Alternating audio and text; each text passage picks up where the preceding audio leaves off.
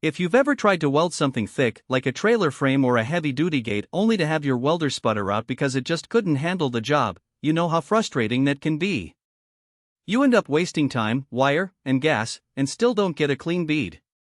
But what if there was a welder that could handle a 1/4-inch steel without breaking a sweat? That's exactly what the Miller Millermatic 255 does. Link is in the description if you want to check the product details on Amazon. I've been using the Millermatic 255 for a few months now, mostly for farm repairs and small fabrication projects, and it's been a total game changer. Before this, I was using a cheap 110-volt MIG that struggled with anything over 3/16-inch steel. Trying to weld thicker material meant multiple passes, lots of cleanup, and still not great results. The Millermatic 255 changed all that. It runs on 208/240V, so you get serious power without needing a huge generator or industrial setup. That means you can actually weld a 1/4-inch steel in a single pass, something I didn't think my old welder could ever do. One of the things I love most about this welder is how easy it is to set up.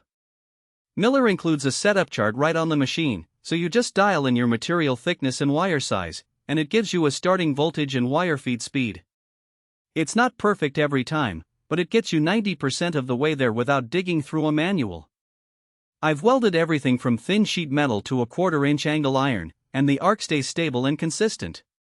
Even when I push it to the max, the welds come out clean with minimal spatter. That's a huge time saver because I'm not spending half my day grinding down splatter or redoing passes. Another feature that surprised me is the AutoSet Elite technology. It's not just a gimmick, it actually works. You pick your material and gas type, and the welder automatically adjusts the voltage and wire feed speed for you. I've used it on aluminum, stainless, and mild steel, and it's always close to spot on. I still tweak it a little based on my setup, but it's way better than guessing and hoping for the best. That's especially helpful if you're not a full-time welder but still need reliable results. The Millermatic 255 also has a great spool gun connection, which is perfect for aluminum welding. I've welded some small aluminum parts for a trailer project, and it handled it like a champ. The feed was smooth, the arc was stable, and I didn't have to fight with bird nests or burnback issues. That's a big deal if you work with different metals regularly. Durability is another strong point. This thing is built like a tank. The case is solid, the handles are sturdy, and the internal components feel high quality. I've taken it to job sites, dropped it a few times, and it's still running strong. The fan is quiet too, which is nice when you're working in a shop or garage where noise matters. Now, it's not perfect. The only real downside I've found is the price. This isn't a cheap welder, it's an investment. But if you're serious about welding and need reliability, it's worth every penny.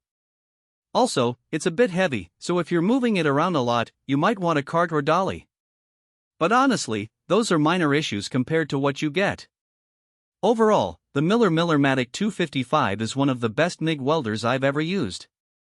It's powerful, easy to set up, and delivers clean, consistent welds every time. Whether you're a hobbyist or a pro, this welder will handle just about anything you throw at it.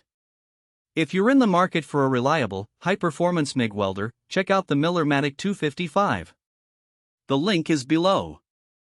For most buyers, the real question is not whether Miller Millermatic 255 Electric MIG Welder 208/240 VAC input phase 1 sounds impressive on paper, but whether strengths like Millermatic 255 MIG Welder 208/240 VAC input phase 1 and practical day-to-day use actually make daily use feel easier, more dependable, and more worthwhile after the first few days of excitement wear off.